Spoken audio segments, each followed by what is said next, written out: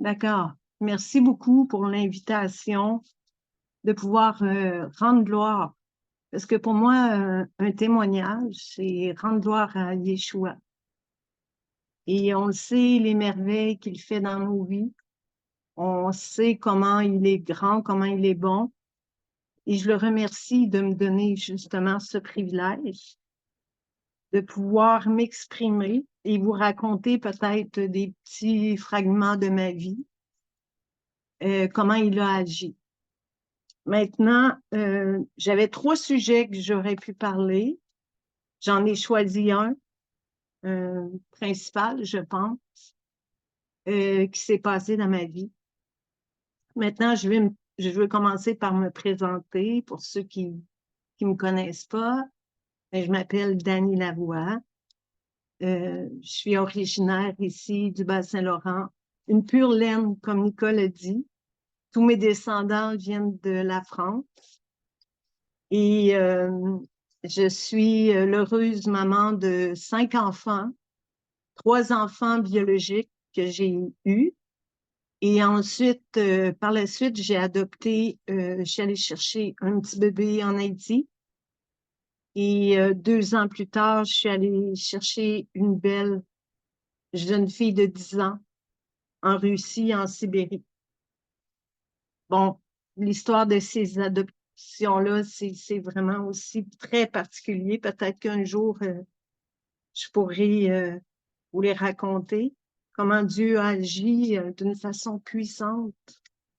Et maintenant, mes enfants sont tous grands. Je suis même grand-maman de 3 petits garçons. Il y a un 4e qui s'en vient. C'est une petite fille cette fois-ci.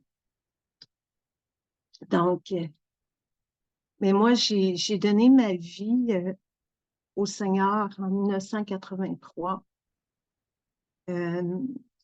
J'étais athée. Le Seigneur est venu me chercher euh, dans ma détresse, si je peux dire comme ça, ou à la suite d'une prière que j'avais faite.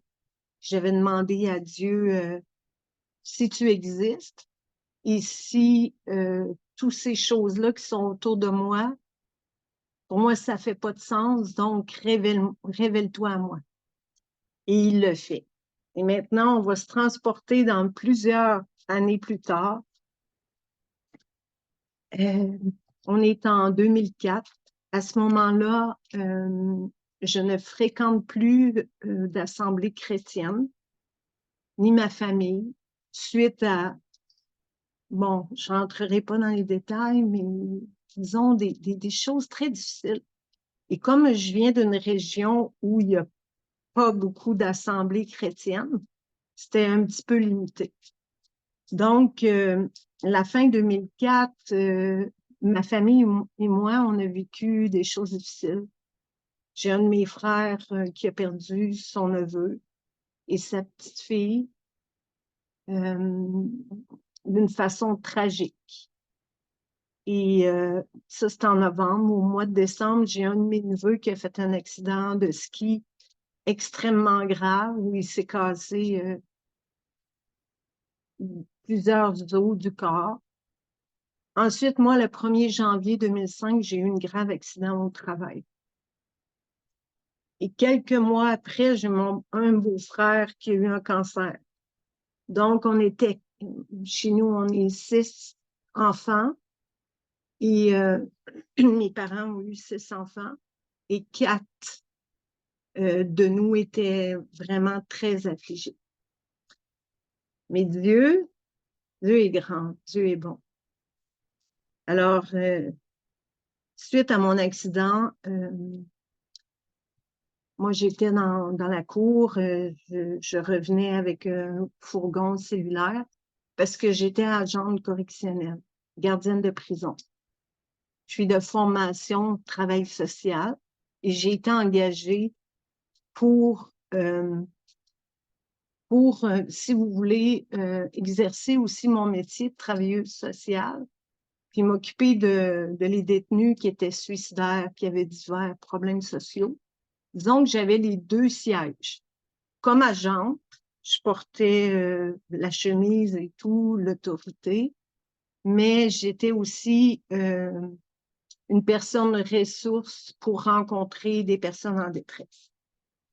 Et c'est ça, ce fameux 1er janvier 2005, j'ai tombé dans la cour en revenant d'une commission avec mon fourgon, j'avais les bras pleins, bon.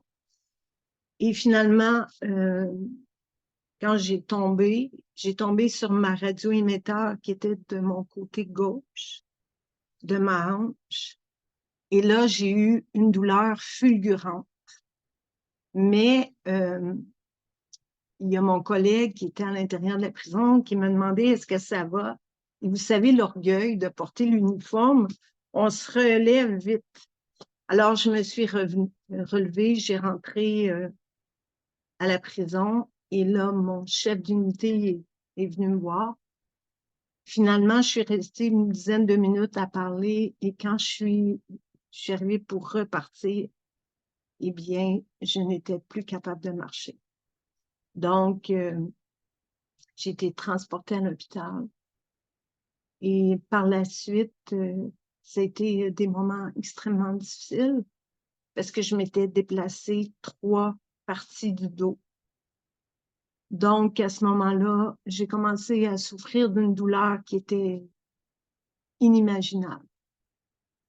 Et là, bon, j'ai vu de nombreux médecins, j'ai été hospitalisée à plusieurs reprises pour finalement décider de m'opérer suite à, parce que j'ai fait plusieurs séjours à l'hôpital, on me faisait des piqûres dans le dos, on essayait de me soulager, puis il n'y avait rien à faire. La dernière fois que j'ai été hospitalisée avant d'être opérée, c'est que j'ai paralysé. J'étais déjà à l'hôpital, puis quand je suis arrivée pour me lever, j'ai paralysé. J'ai tombé par terre et là, j'ai perdu connaissance. Je me souviens plus du tout de ce qui s'est passé parce que la douleur était tellement énorme que j'ai perdu connaissance. Quand je me suis réveillée, il m'avait injecté un produit afin que je ne sente pas le bas de mon corps. Et là, j'ai été transportée à l'hôpital, un autre hôpital qui était à 3 heures de route de chez moi. Et j'ai été opérée. Et après l'opération, j'ai commencé à aller mieux. 2 semaines après, les mêmes douleurs sont revenues. Et là, j'ai dû être réopérée. Ils ont dû m'ouvrir à la même place et me réopérer. La même chose s'est produite 2 semaines après. J'ai recommencé à avoir les mêmes problèmes. Et là, j'ai passé plein d'examens. Ils m'ont dit, il faut qu'on te réopère. Donc, c'est la 3e opération dans l'espace de quelques mois. Et malheureusement, la 3e opération n'a pas fonctionné. Et je me suis retrouvée complètement inondée d'une douleur qui était absolument incontrôlable.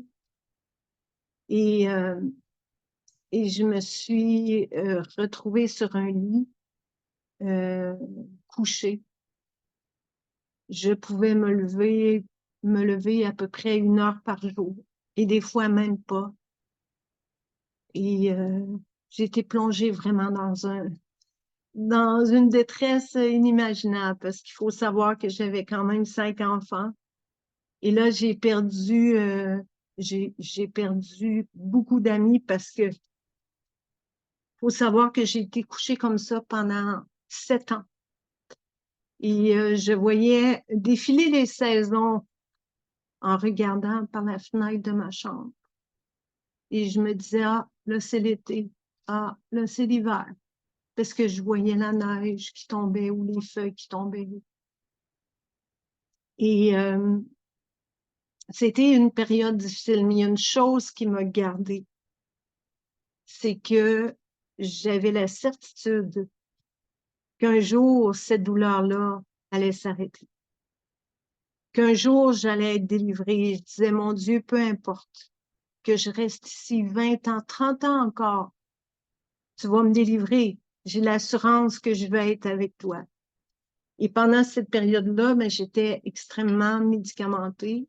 Je me piquais à des doses de morphine qui étaient 7, 8 fois plus élevées que la dose normale. Et j'ai perdu énormément de bouts de ma vie. C'est très vague. Parce que vous savez, quand on est sous médication comme ça, euh, on se rappelle pas, c'est vague. On est comme on n'est pas toutes là, comme on dit ici au Québec. Et, euh, et c'était extrêmement difficile pour moi. J'avais conscience de mon état et je voyais aussi à travers les yeux de mes enfants que c'était dur.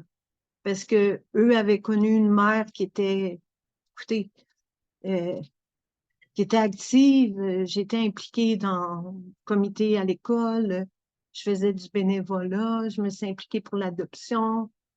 J'étais vraiment impliquée et là, je me retrouve sur un lit, incapable de rien faire et avec une douleur et je ne vous cacherai pas que des fois, je hurlais parce que ça venait tellement fort, la douleur, parce que c'était aussi une douleur neuropathique et les douleurs neuropathiques ne se contrôlent pas.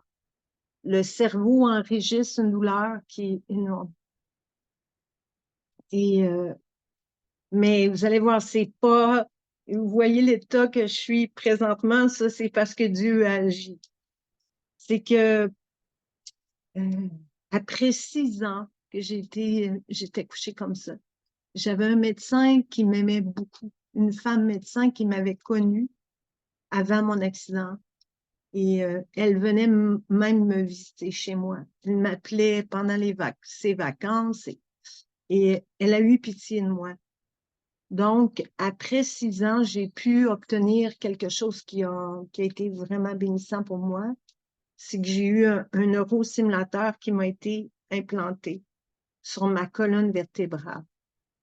Et le neurosimulateur, qu'est-ce qu'il fait? Lui, il envoie des genres de chocs électriques, si je peux dire ça comme ça, ou des vibrations qui déjouent le cerveau, qui enlèvent le signal qui part de la lésion qui monte au cerveau. Et on m'a offert, on m'a dit, on peut t'implanter, on peut faire un essai, et peut-être que tu vas diminuer un peu la médication, peut-être de 50% si on est chanceux. Donc, moi, j'ai dit tout de suite oui. Et j'ai eu le neurostimulateur qui m'a été implanté. Euh, et j'avais la foi. J'avais la foi que Dieu allait agir pour moi. Et j'ai diminué la médication et le neurosimulateur a agi. Et moi, je n'étais pas dépendante de la médication au niveau psychologique. C'est que j'aimais pas l'effet du médicament. Je n'étais pas dépendante psychologique, ce qui fait que j'ai pu diminuer les doses sans difficulté, sauf que j'avais quand même, c'est mon corps qui réagissait, mais non pas le reste. Ce que je veux dire, c'est que je suis pas devenue une narcomane ou suite à ça.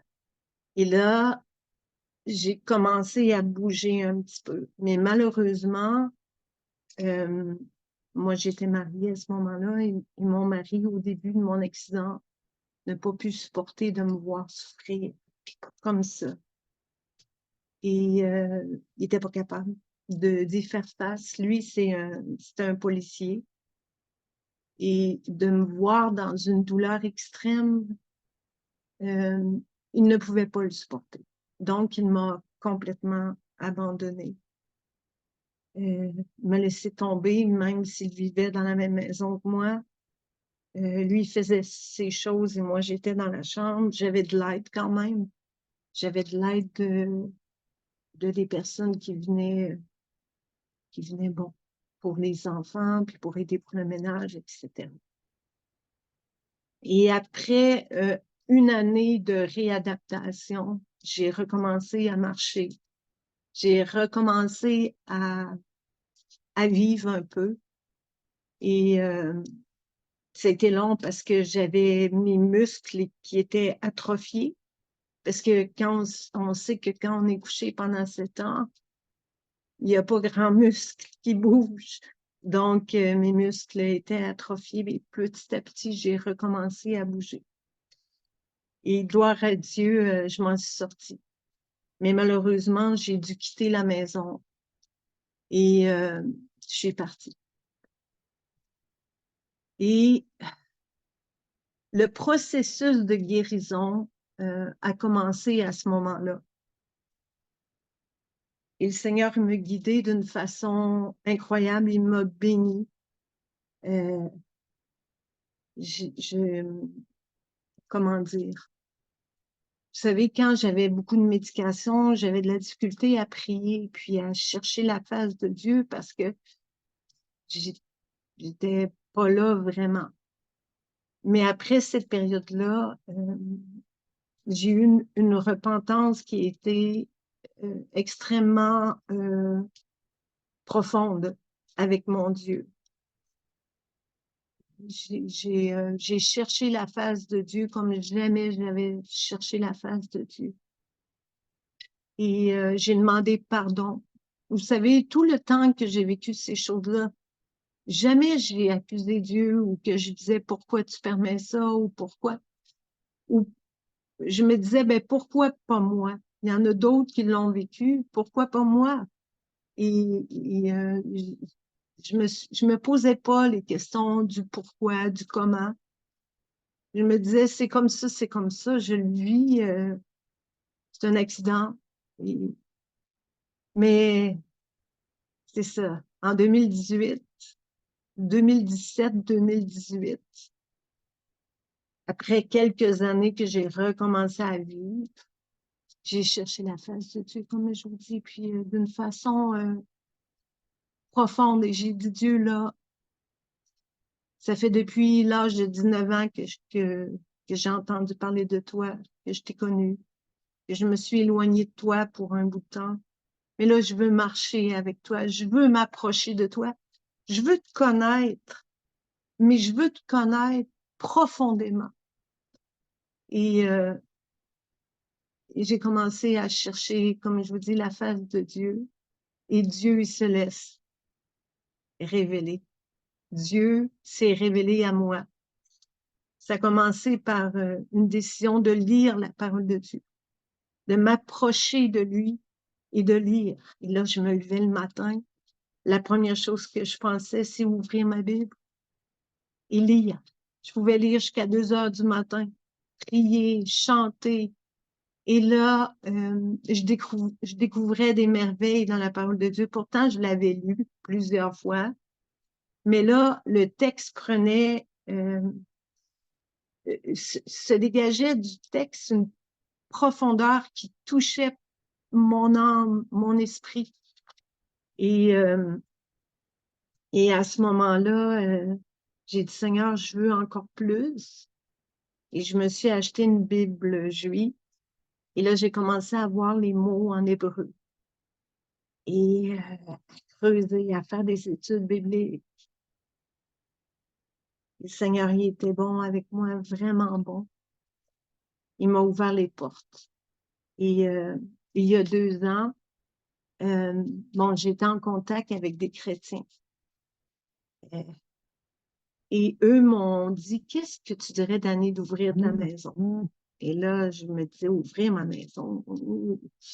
Ouvrir ma maison. Mais je suis pas capable. Et là, il me disait, oui, ouvre ta maison. Et là, j'avais la conviction dans mon cœur que il fallait que j'ouvre ma maison pour recevoir des gens. Mais moi-même, j'étais dans une condition de faiblesse, si je peux dire ça comme ça. Mais j'ai obéi et j'ai ouvert ma maison. Puis j'ai senti vraiment qu'il fallait que je rentre dans l'obéissance. Et mais je me disais, qui va venir chez moi? Je ne sais pas. Mais Dieu a permis qu'une personne parle à une autre personne qui finalement sont venus chez moi. Et on a commencé les rencontres. Et là, j'ai senti qu'il fallait que j'ouvre ma bouche. Et j'ai commencé à partager tout ce que le Seigneur m'avait donné durant ces années-là. Et le petit groupe a grandi. Là, maintenant, en tout, on est à peu près 25, peut-être un peu plus. Il y a des réguliers qui viennent. On est à peu près 7 ou 8 qui sont là régulièrement chaque semaine. Et vraiment, Dieu, il a fait des belles choses pour nous. Il y a eu des délivrances, il y a eu même des guérisons. Euh, il y a eu aussi beaucoup d'amour qui a été partagé, des liens très profonds. Et oui, c'était, et c'est encore des bons moments qu'on a ensemble à partager la parole de Dieu. On a eu 2 baptêmes aussi l'année passée, 2 jeunes femmes qui se sont faites baptiser. Puis, je rends gloire à Dieu pour tout ce qu'il a fait dans ma vie, puis dans la vie des gens qui sont autour. Et je veux vraiment continuer dans l'obéissance parce que même si on ne sent pas la force en nous, c'est pas notre force. C'est celle du Seigneur. C'est lui qui injecte sa force. C'est sa grâce. Moi, la phrase que je répète à chaque jour, c'est ta grâce, Seigneur. Je marche par ta grâce.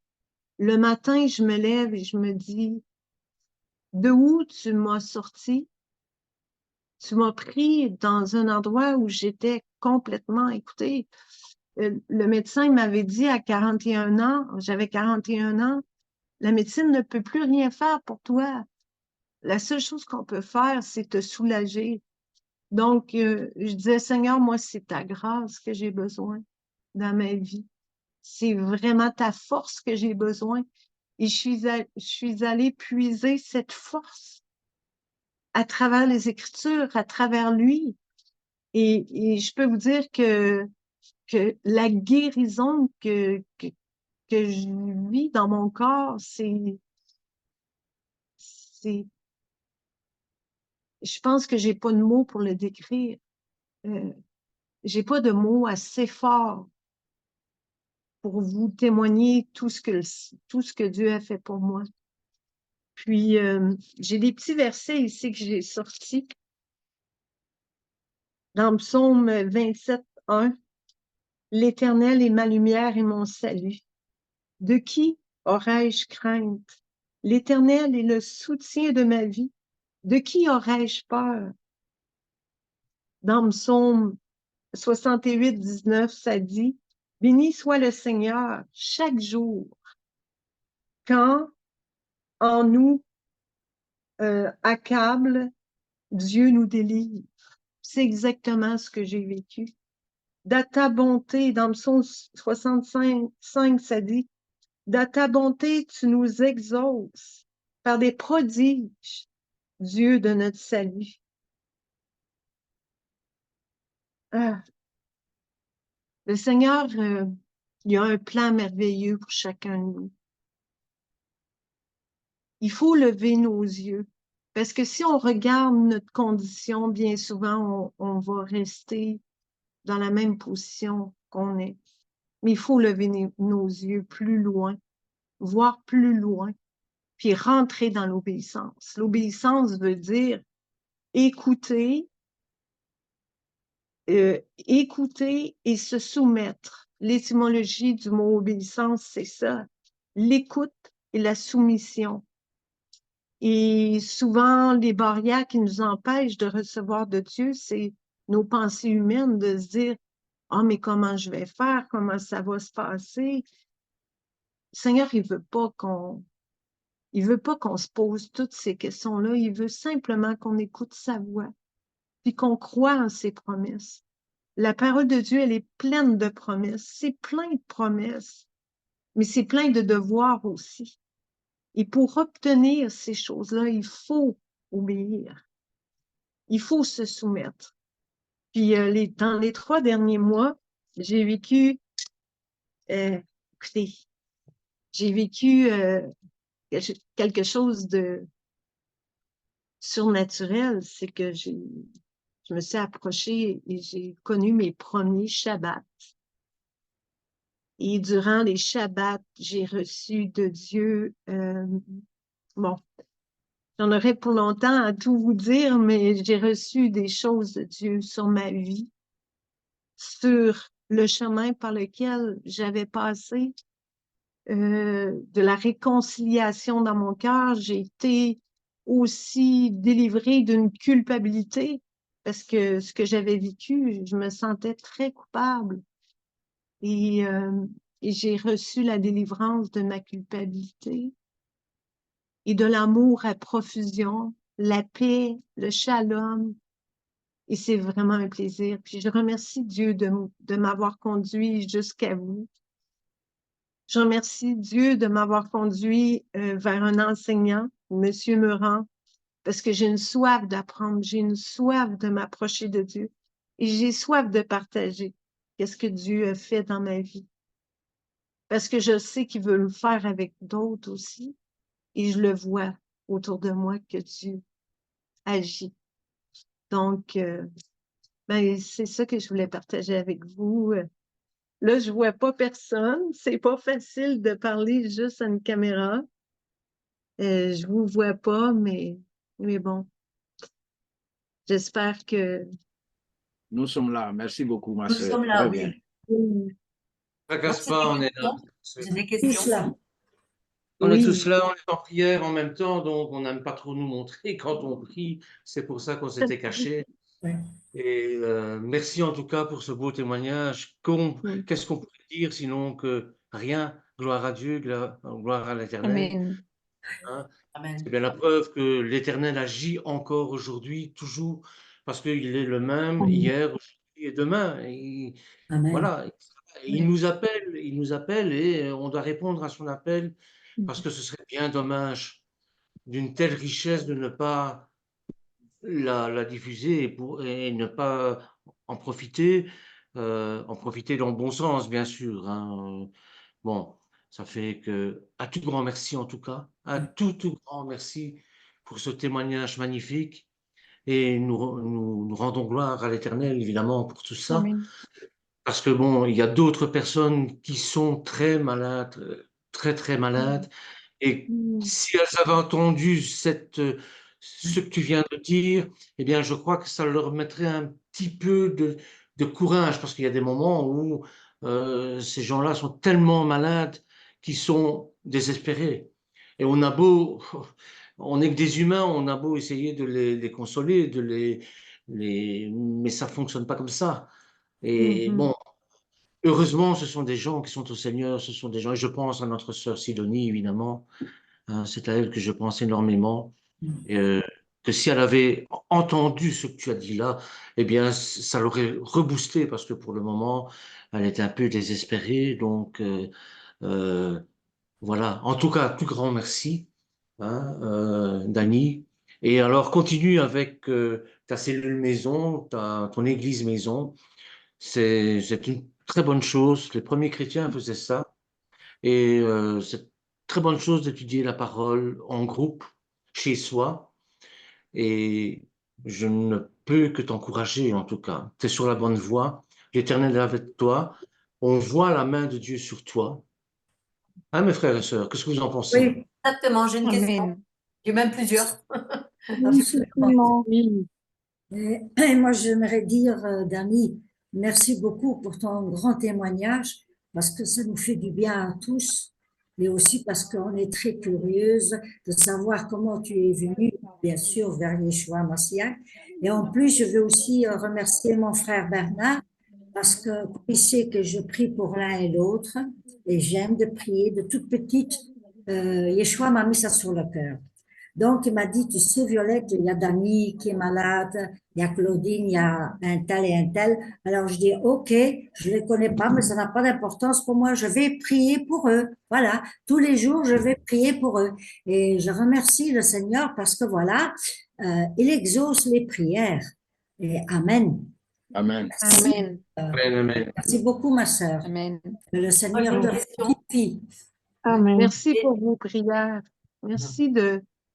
Merci aussi d'avoir écouté mon témoignage. Merci beaucoup. J'apprécie. Moi, Merci. j'aimerais savoir, dans ton cheminement, comment tu es Oui. arrivé à faire les Shabbats. Voilà. Qu'est-ce qui t'a amené, malgré que tu croyais en Dieu, qu'est-ce qui t'a amené sur le chemin du Shabbat et qu'est-ce qui t'a amené vers finalement l'Ancien Testament, la parole première? Oui. Qu'est-ce qui t'a Ben, comme je disais, j'ai eu une soif il y a à peu près 5-6 ans. Je me suis plongée dans les racines et avec ma Bible, cette Bible-là, que j'aime beaucoup. Mhm. Ah, Bible juive complète. Oui, mais comment ça se fait que tu as eu cette Bible-là? Tu avais pas une Bible chrétienne? Oui, mais c'est parce que j'en voulais plus. J'ai demandé à Dieu, j'ai dit là, je veux comprendre et j'aimerais avoir l'hébreu, j'aimerais. Et là, j'ai fait une recherche et quand j'ai vu cette Bible-là, j'ai fait, oh, ça me l'apprend.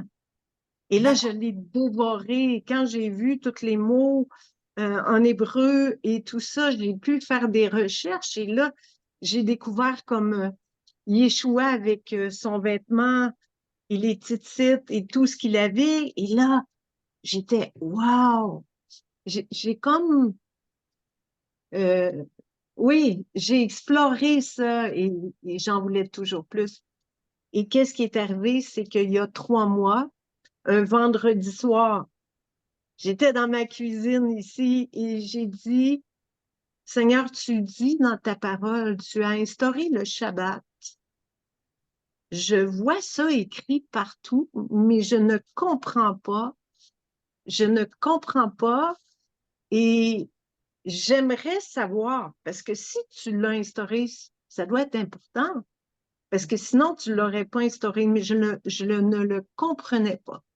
Oui, tu savais pas comment faire. Tu savais Non, pas comment t'y prendre. absolument. Et là, je me sentais tout seul parce que, vous savez, moi, j'aime beaucoup Israël. J'aime Israël. Israël, je l'ai tatoué sur le cœur. Je prie pour Israël depuis longtemps. Et je disais, Seigneur, je voudrais être avec des gens qui pensent comme moi, qui vivent la même chose que moi, qui Exaucé. partagent ma foi, parce que là où j'étais seule, dans mon coin. Et le Seigneur, il m'a entendu parce que le lendemain matin, je ne sais pas pourquoi, mais Dieu le sait, sur mon Facebook, j'ai vu apparaître un lien Zoom. Et j'ai cliqué dessus et c'est pas mon genre de m'inviter à quelque part. Et je suis rentrée dans un groupe et ils étaient en train de vivre le Shabbat. Ils m'ont dit, bienvenue, on est en train de vivre un Shabbat. Et là, moi, j'ai commencé à pleurer. J'ai dit, quoi?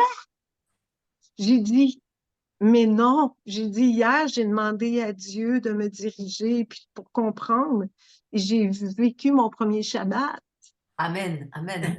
Je suis très contente que tu parles de ça parce que si tu veux, c'est très important de voir le cheminement, de voir comment on Oui, arrive au Shabbat. Hein. Moi, avant, si tu veux, je n'en faisais pas. Je suis pourtant juive et mes parents ne faisaient pas, mon père et ma mère ne pratiquaient pas. Et si tu veux, avec le temps, je suis rentrée dans un groupe qui faisait le Shabbat et après, mon esprit s'est éveillé et petit à petit, j'ai évolué et je suis rentrée avec les messianiques où là, je suis complètement à ma place. Parce que, ah, moi aussi. voilà, je suis complètement à ma place. Et ça, c'était important de savoir, si tu veux, à quel moment, si tu veux, chez toi, ça t'a amené au Shabbat. Et le Shabbat, c'est très important. Tu sais que c'est le 4e commandement de Dieu. Oui, Dans les 10 commandements, il est placé 4e. Il est très, très important. absolument. Très, très important. Et il est immuable. Il faut faire les 7 Amen. jusqu'à la fin de ta vie. Maintenant que Oh, tu l'as mais c'est découvert, sûr. jusqu'au bout. Ah oui, mais Amen. c'est tellement un plaisir. Et vous savez, toutes les délivrances que j'ai eues dans les derniers mois, c'était au Shabbat. Mhm. Et c'est incroyable tout ce qui s'est passé du matin du soir jusqu'au lendemain soir. Mhm. Quand je vivais le Shabbat, j'avais l'impression d'être complètement dans une bulle avec le Seigneur complètement rempli. Et là, je disais, waouh, qu'est-ce que je suis en train de vivre? Et pour moi, le Shabbat, c'est mon plaisir, c'est mon bonheur, c'est ma journée. J'ai hâte d'allumer mes chandelles le vendredi, de commencer le Shabbat. Et c'est un bonheur, le Shabbat, c'est une joie.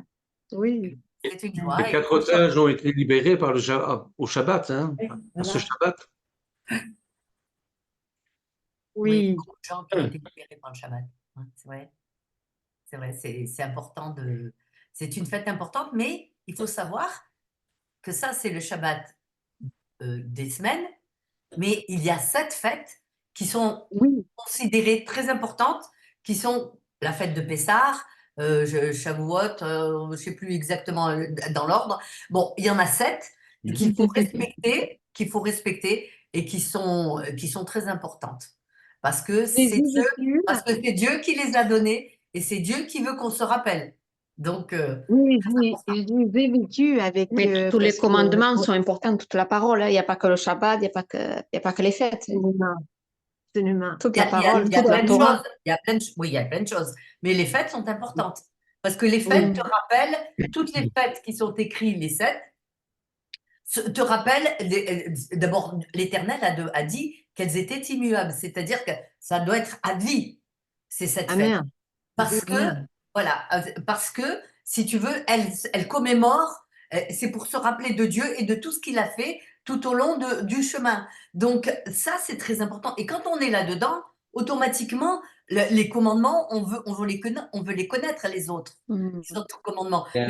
Mais si on pratique déjà cela, c'est très important. C'est la base qui t'ouvre les portes après, tu as envie de connaître plus. C'est sûr, hein, ce que tu dis, c'est Oui. vrai. Ce que tu dis, c'est vrai. C'est pas que là qu'il faut s'arrêter. Mais une fois que tu sais déjà ça et que tu les fais, que tu respectes, et bien après, tu avances. Absolument. Voilà, c'est comme Mais ça. je Bientôt dans connais le des Shabbat Gadol, mes enfants, on sera bientôt dans le Shabbat Gadol, quand le Seigneur reviendra. Maranatha, on gens. prie qu'il revienne le plus vite possible, pour être dans ce Shabbat Gadol, pour être dans les noces de l'agneau, où on va pouvoir se lever avec Ouais. notre verre dans la main et dire Echaim, santé à l'époux, puisque nous Amen. sommes. Les Chaïm. Amen. Mais vous savez, j'ai commencé à fêter les fêtes l'année passée Super. avec un frère et là, on s'est intéressé, on a fait des recherches, on a fait les repas et c'était merveilleux avec le peu de connaissances qu'on avait. On a fait les fêtes et j'ai acheté un chauffeur et c'était merveilleux. Sublime. Et c'était merveilleux parce que le frère aussi a acheté son chauffeur. Et là, on se retrouve à la fête. On avait essayé avant de souffler dans le chauffeur, pas capable de souffler là-dedans. Il n'y a pas un son qui sortait. Et lors de la fête, on se regarde, bon, on va essayer notre chauffeur. Et là, j'ai commencé à souffler là-dedans, mais ça a sorti. Le son était tellement fort et mon frère en même temps, pareil. Et là, on a soufflé le chauffeur les deux. On était tellement heureux de vivre ça ensemble. Donc, Le- oui, c'est une le son réjouissance.